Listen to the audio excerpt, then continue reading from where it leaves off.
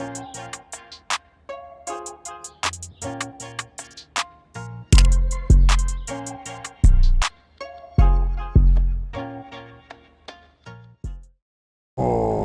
to the garage channel, dudes and dudettes. Today we learned that Biggs is ugly. What's up guys, Rainey here, and today we have should I do strut replacements or anything strut related really. Let's get to it.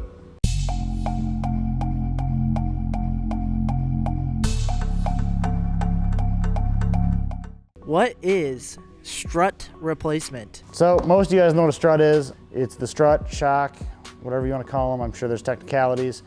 They are part of your suspension that helps with ride quality. You tend to either get them with a lift kit or you get a strut shock extension. They help with ride dampening, all that. Yeah, most of you know what it is. If not, a quick Google search will give it to you. We are covering a little bit beyond that simple Google search. What are signs of bad struts? You buy a truck, you don't know how many miles are on those struts and shocks. So a good question usually is, especially when you lift a truck, and if it just comes with strut extensions, maybe you need new struts. So maybe it would be worthwhile to upgrade to like a full strut replacement, like a coilover conversion, you know, depending on where you're at financially on that.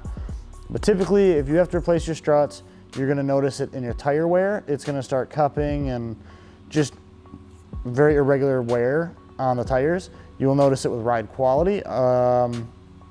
You tend to hear it. Struts will start making clunky noises over bumps. If you hit bumps hard enough, you'll bottom out your suspension, depending on how worn out your suspension components are as well. Or they leak. You have to let them go pretty far to have them leak, but they can leak. You'll notice body roll, sway, like towing a trailer gets sketchy. Those are all ways of knowing that your struts and or shocks are worn out, need to be replaced, preferably sooner than later. It's not the end of the world if you have to drive to work 2 days before they come in or whatever. It's not the end of the world. You just have to know in the back of your head, like, okay, yeah, they ride terrible, they sway a little bit, so you have to drive in the interstate and you can do 75 around a corner typically. Might not hurt to slow it down a little bit just to be on the safe side. When or why would you want to replace your struts? So typically, like when or why you'd want to is them leaking. Tires are expensive, we all know that. So if your tires are starting to wear weird, shocks and struts typically don't go out every like 50,000 miles. You can actually run like stock struts 100,000 plus if you're not on super rough roads and cattle trails and stuff. But they are typically not a heavy wear item such as like wheel bearings, ball joints, etc., unless you're very heavy use on your truck.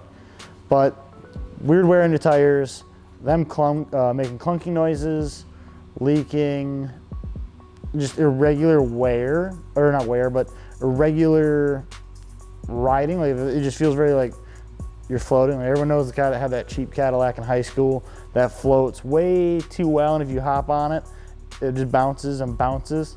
You need new struts or shocks. Can you replace them yourself?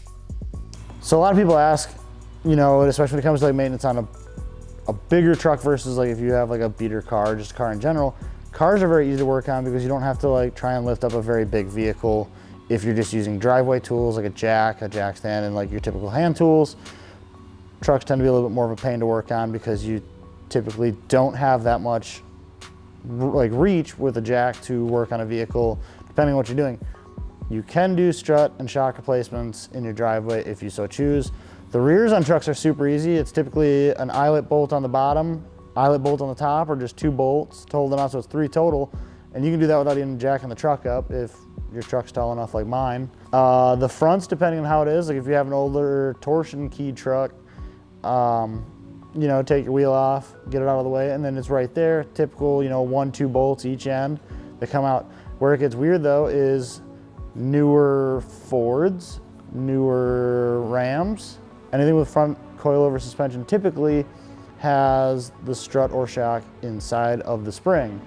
So then you have to alleviate tension on the suspension to lower the front axle to be able to pull the springs out with the strut to replace it.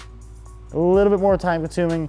Typically you're gonna need a lift or at most a frame stand to let that axle drop to get the springs to pivot out so you can remove the strut.